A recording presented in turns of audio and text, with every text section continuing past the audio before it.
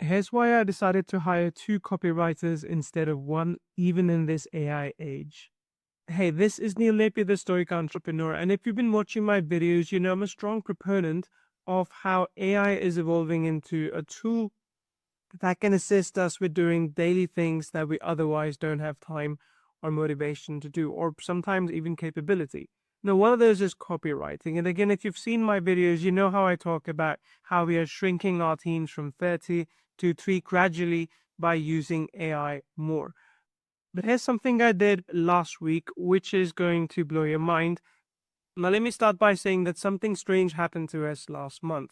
One of the copywriters that was working with us, that was helping me out by creating long form sales pages, video sales letters, decided to quit. Well, it wasn't more like quit. We had to let him go because he was missing communication, missing deadlines, and I just didn't see a point of keeping him on anymore.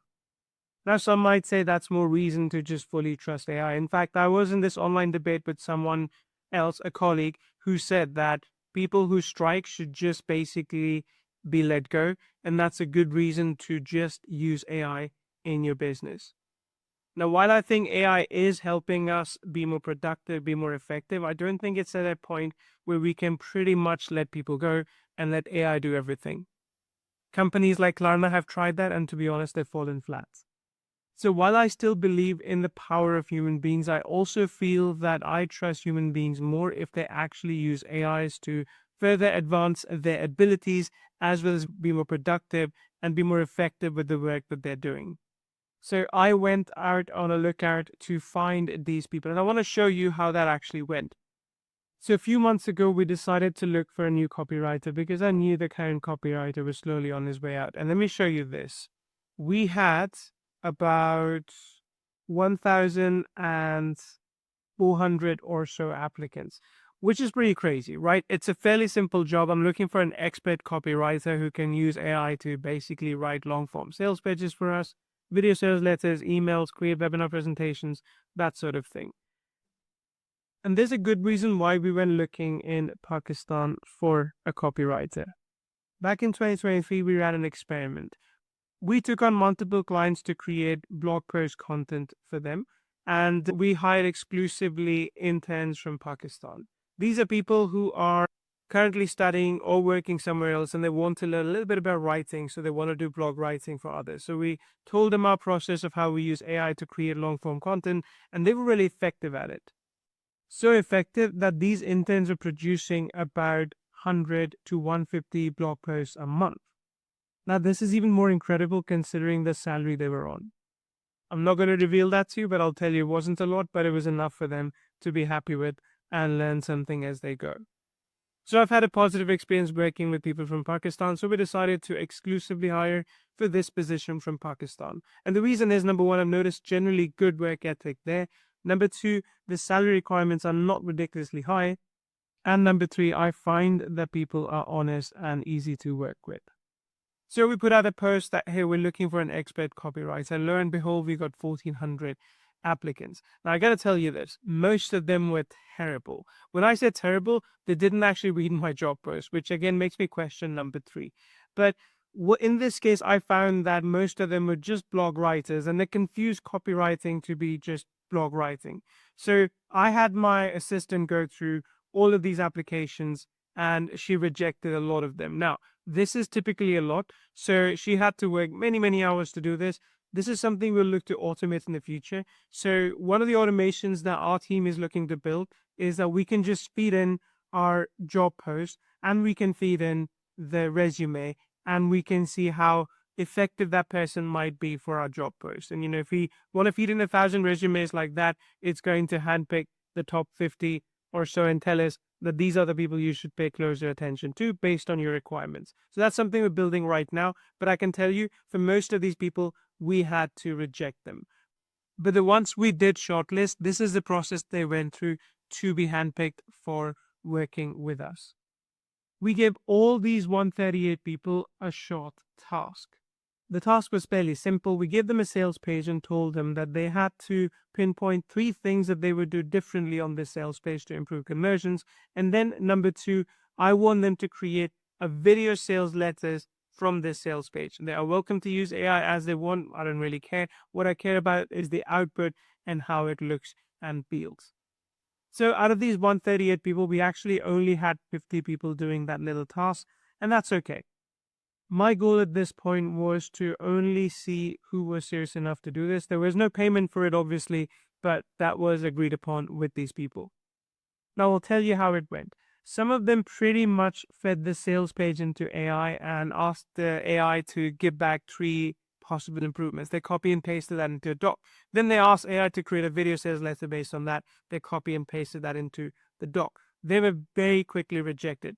I don't mind people using AI for the work that they do with us, but I do want to see a little bit of personal spin on it, a little bit of personal emphasis that makes them stand out from the others. So again, it was too much for me to go through all these 50 applicants, so this is what I did.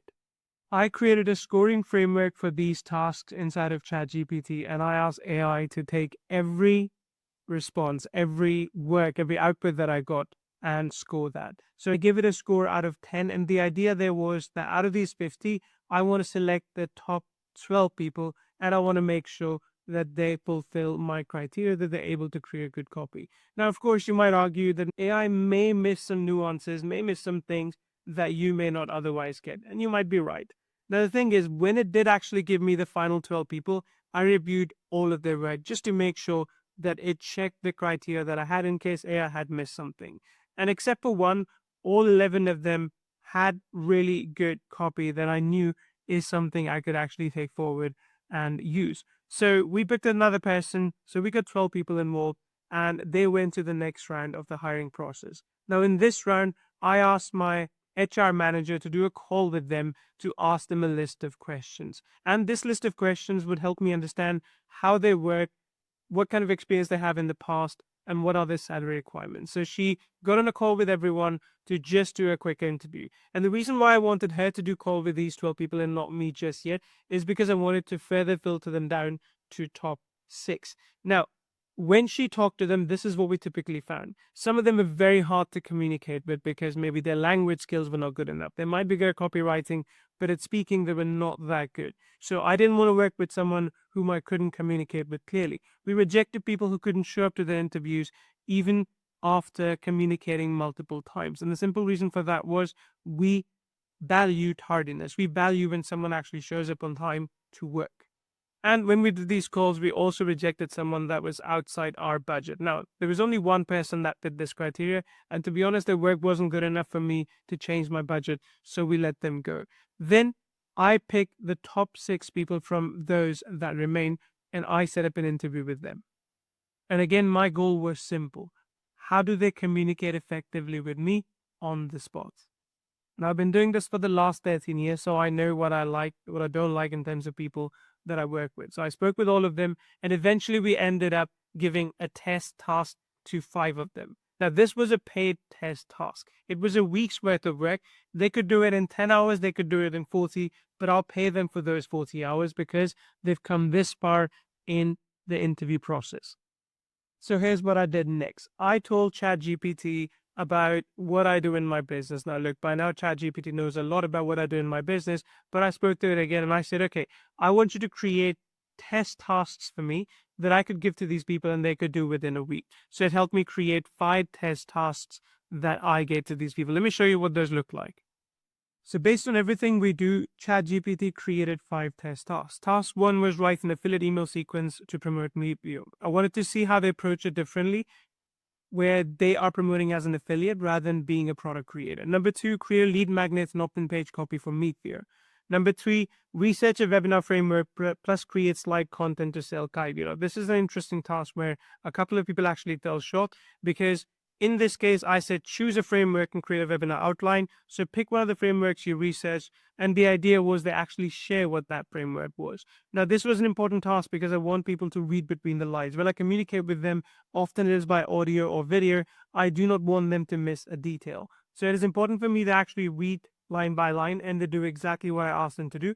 Even if just here I say choose a framework and create a webinar slide outline, they might just give me an outline and that's okay. but I also want them to tell me what framework they chose. I want them to justify their decisions. I want them to be responsible for their decisions. So here I was looking for someone who can be responsible for the work that they do. Task number 4 was convert a full training transcript into a multi-page workbook. This is something we've started doing recently because as we are putting out more and more content, there's a lot more written instructions that we can give with that content. So I wanted to see how people approach that. Is their written content good? Does it reflect ease of application? And task number 5 was research 10 auto webinar case studies of proof. What I wanted to see here was, can people actually do research? Can they spend time, sit down and do the grunt work of going to YouTube, going to websites and figuring out case studies that validate what it is that we are doing? Now, you might think some of these are actually copywriting tasks and some of them are not. For example, task 4, which is converting training transcript into a multi-page workbook, is more of a writing task. Or task 2, rather, where they have to create a lead magnet, that's not really a copywriting task. And I'll explain why. My goal here was to figure out who's actually good at sales copy creation, and that involves hooks, positioning, all those things. But then I also wanted to see who is able to simplify content, who's able to take something complicated like an hour-long webinar and turn that into key action points that our customers could take and implement. And my hope was that I could find one person that could do both of these. But this is what I found. Since we had 5 applicants, I wanted to see if there was one person that could check all the boxes. But actually, as it turns out, that wasn't the case, and I'll explain. So one by one, for every person that did the tasks, I fed in ChatGPT their output, and I asked ChatGPT to basically evaluate them more critically. Now, this time, I use O3 model because I find it to be better at analysis. So for starters, we first asked ChatGPT to create a scoring mechanism. Again, this is very important. Whenever you're evaluating, you need a scoring mechanism, and you do want ChatGPT or any other tool for that matter to abide by that scoring mechanism again and again. So for each task, as you can see, it has a scoring mechanism, and that way I could also compare one person to the other. So there's task 1, task 2, 3, 4, and 5. And then I asked it to one by one take in and evaluate the people. So this is the first one. Shaana, for example, did some work for us, and she was good at some things. At some other things, she was not so good. So I'll show you her score in the end. There you go. So Shaana had okay email sequences. What she lacked was some kind of unique mechanism. It felt a bit generic, but then her work with lead magnet and opt-in was really good. Her webinar deck was quite bad. Her workbook was really good, and her case study research was good as well. Overall, she would have been a good candidate to simplify complex topics into simple instructions. And I was happy with her work, but she wasn't the copywriter that I was looking for. Then we tested out another person, and let me tell you her score. This is Russia. She had pretty good email sequence. It had a good opening. It felt personal. It spelled that it spoke to me. But for lead magnet and opt-in, somehow she forgot to actually create the lead magnet. Now, I don't know if this was an oversight, but that does tell me something, is that she didn't follow my instructions clearly. Of course, I can go back and educate her and tell her that, hey, this is something you can do better. But my goal here was to simply find out who can do the work that I assigned to them without a lot of micromanaging on my part. Now, remember, in all these cases, people are using AI, and that is perfectly fine. By now, we already have people that are using AI, but also then utilizing it to create something which is uniquely theirs. But what she was really good at was the workbook as well as the email sequence. So obviously, because of her oversight, she was not the preferred candidate. But here's what was interesting. This is what ChatGPT told me, and it was correct. If you value a ready-to-ship lead generation funnel right now, Shaana has an edge. If you prioritize fresh, story-driven copy and don't mind filling in a few missing pieces, then Russia brings more creative energy to the front-end persuasion task. And that was the case. Her positioning, her approach, her hook were really good. So as a copywriter, she now trumps Shaana. So while she doesn't check all the boxes, if I want to hire 2 people, they could actually work pretty well. But I had 3 more candidates to go through. Now, before I get to those candidates, here's what I also did. I understood that now I might have the possibility of hiring 2 people because, again, their salary levels were affordable and I could get double the output because there's a lot of work to be done and I don't want to do it all by myself. So I said, let's define a couple of roles. I want to be a direct response sales copywriter and another to be an engagement content copywriter. Perhaps someone who could help me do scripts for TikTok, YouTube, and so on. So then it was able to define the traits for these people. And based on those traits and based on their work, it was able to score them. So, for example, Russia would be a better copywriter and Shaana would be a better engagement content skill writer. Now let's look at other few people that we tested. This is Ali. Now, before I get to his score, I want to tell you something. What was really interesting for me is how pushy he was via chat on Teams. So we have a Teams group set up with all these people, separate groups, and he's always checking every couple of days, like, hey, just wanting to say hi, just wanting to say hello, any update. And yes, some people may find that annoying, but to be honest, for me, that's a positive trait because he is communicating, maybe even over communicating. And that's something, because I felt I didn't have from the last copywriter, I'm kind of more willing to listen to him. Now, this is how he scored. He scored not so well on email sequence. So, of course, Russia's email sequence was better, and that was true. He had a fairly decent lead magnet opt-in page, but he had really good case studies. Like, I want to show you actually the work that he had done if I can quickly find it. But he had actually gone out and not only found the case studies, but he had written a little bit about them as well. So the extra effort that he put in gave him better score. Let's skip this right now because ChatGPT is being slow.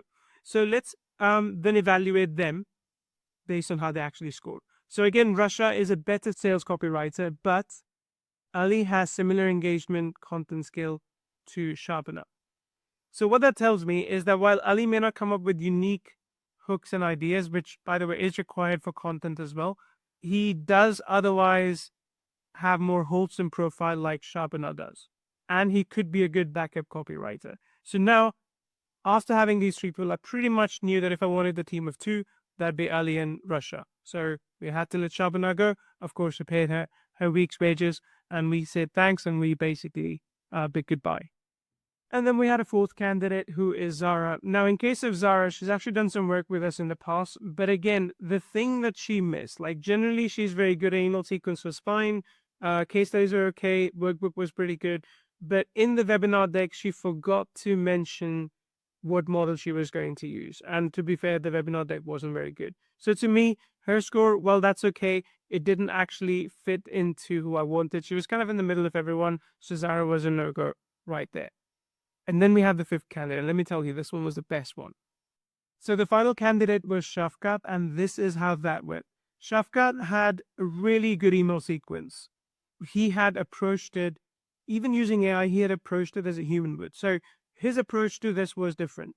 He wasn't just telling AI, like, this is what I want, give it to me. He was telling AI personally what he wants to include. So the outcome was exactly what we would use. And let me tell you this, in some ways, he was able to find hooks and angles that I can't. So he was better than actually I am in certain cases. He allowed me to look at a product, my own product, in a new light that I hadn't looked at before.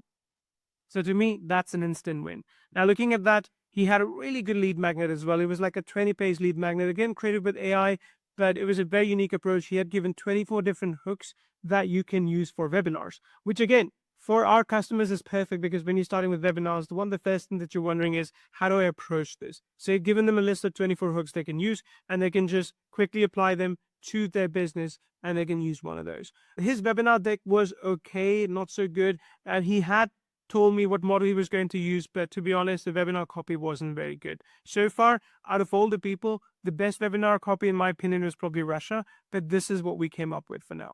And then his workbook was good, and so were the case studies. So he scored the highest as, let me see if this gave me a full table.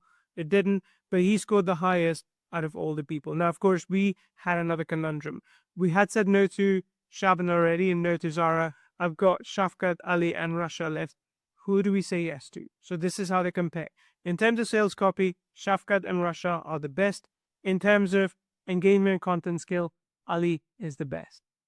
Of course, one thing that goes against Russia is that she missed some instructions, which again in the future could mean more work for me.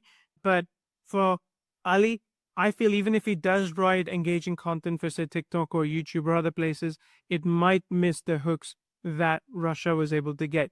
And hooks is something hard to teach. A copywriter should really have practiced how they approach to sell a product or a video.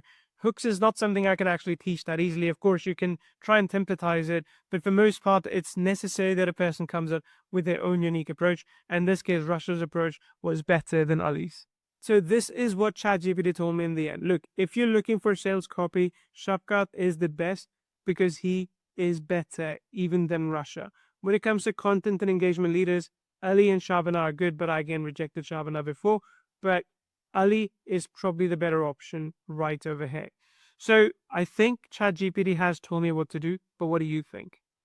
Let me know in the comments what you thought about this video. Do you think using AI like this to evaluate people is a good thing? Do you think it's a little bit inhumane and it should be done manually? What would your approach to this be? How would you do it differently? And if you like my approach, let me know and I'll try and templatize it and share that with you as well.